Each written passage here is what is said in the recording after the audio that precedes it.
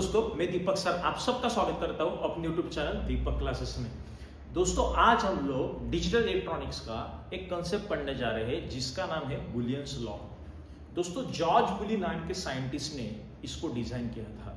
तो ये Boolean law जो है वो अलग अलग प्रकार के लॉज इसमें आते हैं। एक आता है एंड लॉ, एक आता है और लॉ, एक होता है डबल इन्वर्जन लॉ, इसके बाद कम्यूटेटिव, एसोसिएटिव और डिस्ट्रीब्यूटिव। तो दोस्तों, ये सारे लॉज के बारे में आज हम लोग चर्चा करने वाले हैं। ये बुलियन लॉज में कौन कौन से लॉज आते हैं।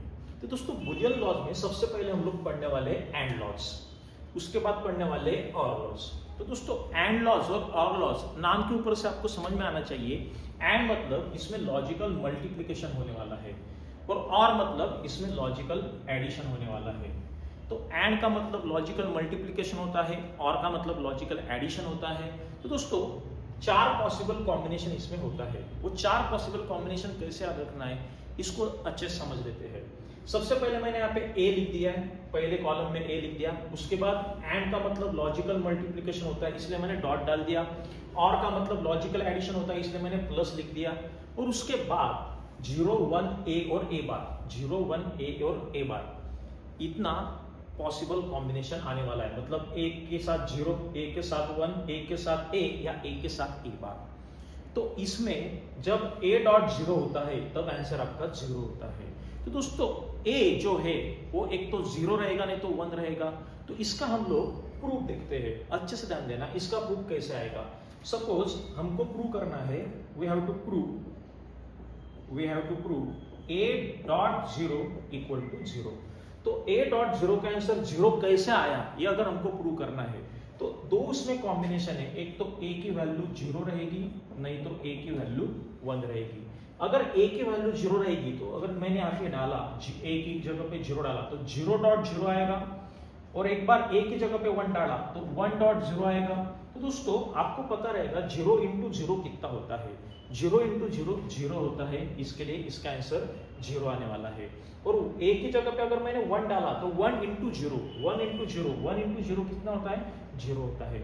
मतलब a जो इनपुट है वो लो रहने दो या हाई रहने दो, 0 रहने दो या 1 रहने दो, उसका आंसर 0 ही आने वाला है। इसलिए a डॉट 0 का आंसर 0 आता है। तो a अगर 0 होगा तो आंसर 0 है। a1 अगर a1 होगा तो उसका आंसर 0 है। मतलब a की जगह पे आप 0 डालो या 1 डालो, कुछ भी डालो, 0 या 1 डालो, उसका 0 के साथ डॉट या मल्टीप्लिकेशन 0 ही आता है। इसलिए a डॉट 0 का आंसर 0 है। तो इसका मतलब है यहाँ पे a की जगह पे 0 लो, a की जगह पे 1 लो, आपका आंसर 0 ही आने वाला है। तो इस हिसाब से आप सारे प्रूफ कर सकते हैं। सपोज मैंने दूसरा प्रूफ लिया, you have to prove a dot 1 equal to a, we have to prove a dot 1 equal to a। तो ये प्रूव कैसे करेंगे, वापिस a की जगह पे एक तो 0 डालेंगे, नहीं तो 1 डालेंगे। इफ a की जगह पे मैं 0 डालता हूं तो ये कैसे आएगा, 0 डॉट 1 हो जाएगा। और आपको पता है 0 इंटू 1 कितना होता है, 0 होता है। या फिर a की जगह पे अगर मैं 1 लेता हूँ, a की जगह पे 1 लेता हूँ तो इसका LHS क्या आएगा, 1 डॉट 1 आएगा। और 1 डॉट 1 इंटू 1 कितना होता है, 1 होता है। मतलब a 0 लिया तो आंसर 0, a1 लिया तो आंसर 1। जो a का वैल्यू है वही आंसर का वैल्यू है। a 0 डाला तो आंसर 0 मिला, a1 डाला आंसर 1 मिला। मतलब a की वैल्यू जो रहेगी वही आंसर में आएगी। 0 डाला तो 0 आएगा, 1 डाला तो 1 आएगा। इसके कारण a डॉट 1 का आंसर कितना आता है, a आता है। तो दोस्तों, इस हिसाब से हम लोग सारे प्रूफ कर सकते हैं। तो a डॉट 0 0 होता है, a डॉट 1 a होता है, a इंटू a होता है। मतलब 0 इंटू 0 0 होगा, 1 इंटू 1 1 होगा। इसके कारण a डॉट a का आंसर a लिखा है। a डॉट a बार कितना आता है दोस्तों, 0 आता है। तो दोस्तों, आप इस प्रकार से जैसा मैंने पहले 2 का प्रूफ करके दिया, सभी लॉस का आप लोग प्रूफ कर सकते हैं। तो a डॉट 0 0 होगा, a डॉट 1 a होगा, a डॉट a होगा, और a डॉट a बार 0 होगा। इसको बोलते हैं मल्टीप्लिकेशन, लॉजिकल मल्टीप्लिकेशन मतलब एंड लॉज। तो दोस्तों, लॉजिकल एडिशन में कौन से लॉज है। लॉजिकल एडिशन में a प्लस 0 है, a प्लस 1 है, a प्लस a है, और a प्लस a बार है। इसमें से एक प्रूफ हम लोग करके देखते हैं। सपोज मुझे करना है, we have to prove a plus a का आंसर कितना आता है। तो we have to prove a plus a equal to a। तो दोस्तों, इसमें दो पॉसिबिलिटी है। एक तो a की वैल्यू 0 रहेगी, बराबर अगर a की वैल्यू 0 डाली तो 0 प्लस 0 कितना आता है 0 आता है। तो 0 प्लस 0 0 आता है, मतलब जो आंसर a का है वही आंसर आया। और a का वैल्यू अगर मैंने 1 लिया तो 1 प्लस 1 भी कितना आता है 1 आता है, मतलब जो a का वैल्यू रहेगा वही आंसर में मिल रहा है। तो जो a का वैल्यू रहेगा वही आंसर में मिल रहा है, इसके कारण हमने a प्लस a को a लिखा है। इस हिसाब से हम लोग सारे प्रूव कर सकते हैं। a प्लस 0 भी a होता है, 0 प्लस 0 0 होता है, 1 प्लस 0 1 होता है, मतलब a का जो वैल्यू रहेगा वही आंसर में आएगा। तो ये सारे प्रूफ करते बैठने की जरूरत नहीं, आपको ये याद रखना पड़ेगा, लर्न करना पड़ेगा कि a प्लस 0 a होता है, a प्लस 1 1 होता है, a प्लस a होता है और a प्लस a बार 1 होता है। तो इसको याद कैसे रखना है दोस्तों, एक ट्रिक मैं आपको बताऊंगा, अच्छे से ध्यान देना।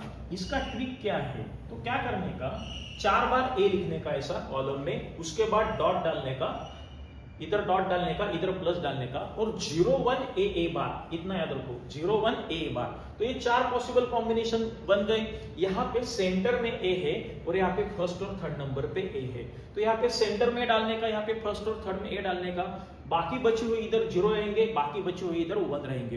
तो इस ट्रिक से आप लोग इसको याद रख सकते हो।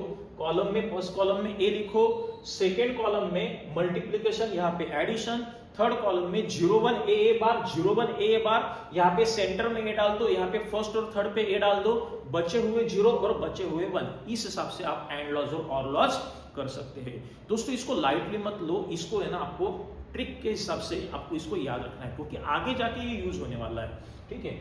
उसके बाद है डबल इन्वर्जन लॉ। इसको इन्वर्जन लॉ मतलब डबल इन्वर्जन लॉ बोलते हैं। डबल इन्वर्जन लॉ का मतलब क्या है, किसी भी एलिमेंट का अगर हमने डबल इन्वर्जन लिया तो एलिमेंट खुद मिलता है, मतलब किसी भी लेवल का डबल इन्वर्जन लिया। सपोज मैंने a की जगह पे 0 डाला तो a बार कितना होगा दोस्तों, a बार 1 होगा, और इसका वापस मैंने कॉम्प्लीमेंट लिया, मतलब डबल इन्वर्जन लिया, तो 1 का क्या होगा 0। तो पहले 0 था सिग्नल, उसका कॉम्प्लीमेंट लिया तो 1 मिला, उसका वापस एक बार कॉम्प्लीमेंट लिया तो 0 मिला। सपोज a 1 है तो इसका a बार कितना होगा दोस्तों, a बार 0 हो जाएगा, और इसका वापस मैंने कॉम्प्लीमेंट लिया, मतलब उसको डबल कॉम्प्लीमेंट बोलते हैं, तो ये 0 का वापस कितना होगा 1 होगा।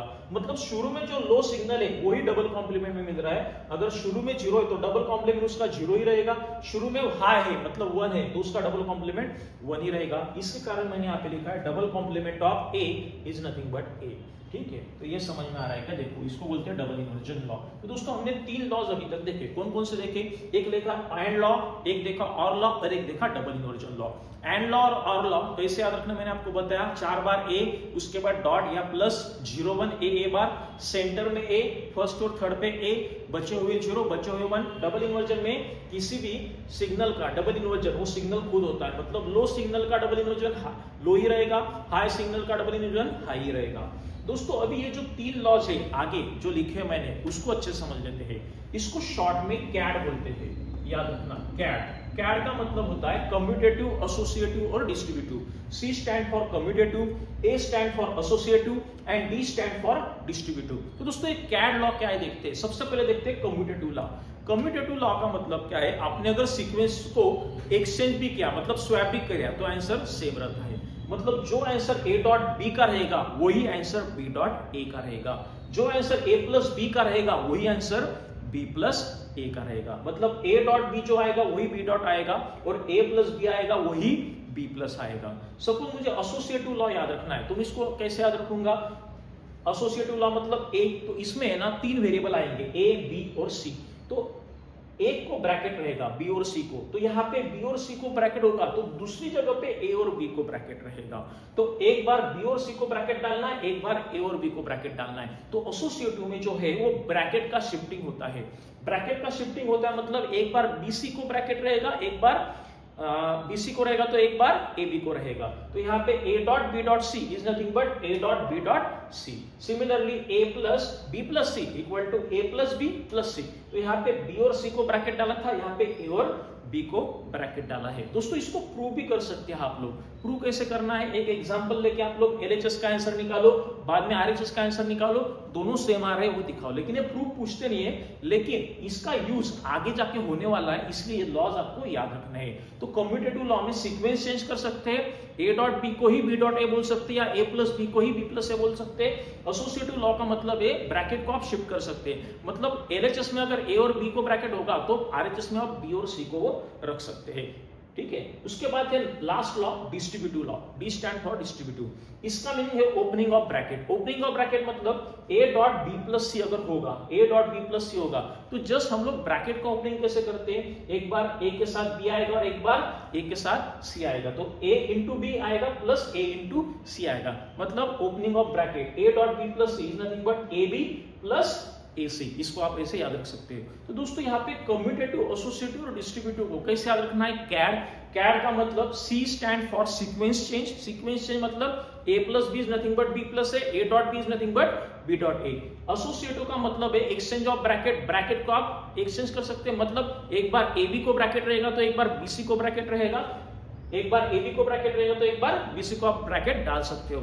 उसमें लॉजिकल मल्टीप्लिकेशन का एक रूल है और लॉजिकल एडिशन का एक रूल है। और लास्ट में है डिस्ट्रीब्यूटिव लॉ। डिस्ट्रीब्यूटिव लॉ में ओपनिंग ऑफ ब्रैकेट ऐसा याद रखो, A dot B plus C is nothing but AB plus AC, just A से अंदर क्या करना है, मल्टीप्लाई करना है। तो ये तीन लॉ, कम्यूटेटिव, एसोसिएटिव और डिस्ट्रीब्यूटिव, और ये तीन लॉ कौन से, एंड लॉ, ऑर लॉज और डबल इन्वर्जन लॉ, इसको आपको अच्छे से याद रखना है। तो दोस्तों and law, or law, double inversion law, commutative law, associative law और डिस्ट्रीब्यूटिव लॉ, ये 6 के 6 लॉज आपको आगे जाके यूज होने वाले हैं, इसके ऊपर के न्यूमेरिकल रहने वाले, इसलिए इसको अच्छे से आपको करना है। तो ये समझ में आ रहा है क्या? देखो, अगर नहीं समझ में आ रहा है तो वीडियो को वापस रिवाइंड करो और वापस एक बार वीडियो चेक करो, वीडियो देखो एक बार, कोई डाउट है क्या?